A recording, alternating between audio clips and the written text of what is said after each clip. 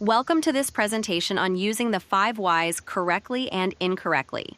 Today, we'll explore this powerful tool for uncovering the root causes of problems. We'll examine both effective techniques and common pitfalls, using detailed examples such as the Titanic disaster. Our goal is to provide you with the insights to drive meaningful, systemic improvements in your organization.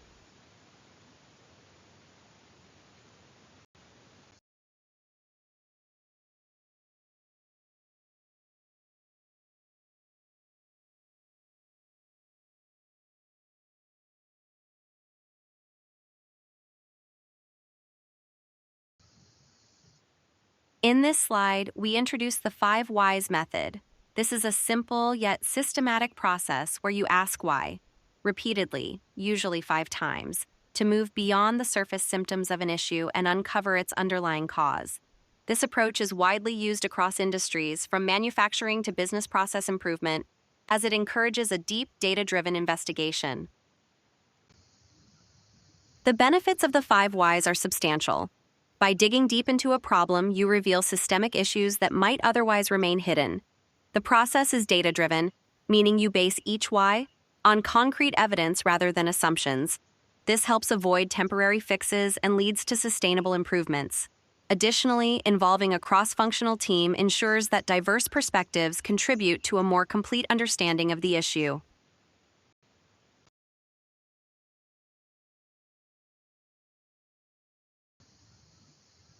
The first step is to define the incident clearly.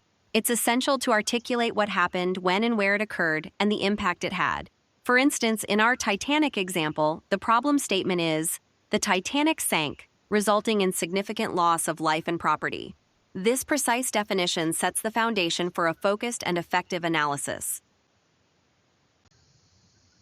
Next, assemble a cross-functional team. Including experts from different areas ensures that you capture every aspect of the incident.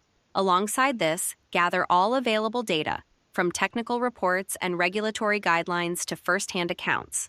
This comprehensive data collection helps prevent assumptions and allows every subsequent why to be based on verifiable facts.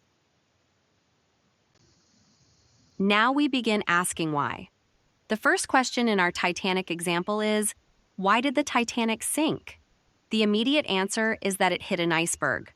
Although this may seem obvious, it sets the stage for deeper inquiry by highlighting the initial contributing factor.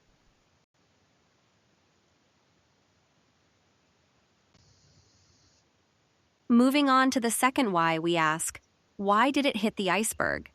The answer is that the Titanic failed to change course in time.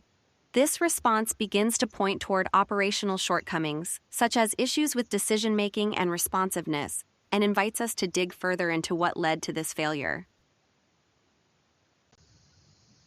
The third question is, why didn't it change course in time? Here, the answer is that the iceberg was not detected early enough. This step shifts our focus to the ship's detection systems and early warning mechanisms, highlighting limitations in monitoring and hazard identification. Continuing the analysis, the fourth why asks, why wasn't the iceberg detected early? The answer points to a lack of proper equipment. Specifically, the lookouts did not have binoculars or adequate detection tools. This reveals a critical failure in safety protocols and resource allocation, suggesting that cost-cutting measures played a role. In the final step, we ask, why did the lookouts lack binoculars? The answer is that management implemented cost-cutting measures and maintained poor safety protocols. This final why uncovers the systemic issue, a misaligned prioritization of cost over safety that ultimately contributed to the disaster. Beyond the primary chain of events, additional factors contributed to the Titanic tragedy. One branch of the analysis reveals lifeboat shortages. There weren't enough lifeboats due to outdated maritime safety regulations and cost priorities. Another branch points to design flaws. For example, the watertight bulkheads were not high enough, allowing water to spill between compartments. These factors further illustrate that complex incidents often have multiple contributing causes. While the 5 whys is a powerful tool, it is easy to misuse. Common mistakes include stopping the process too early without uncovering the true root cause, assigning blame to individuals instead of examining systemic issues, and relying on assumptions rather than data. It's also important not to jump to conclusions that don't follow from the evidence.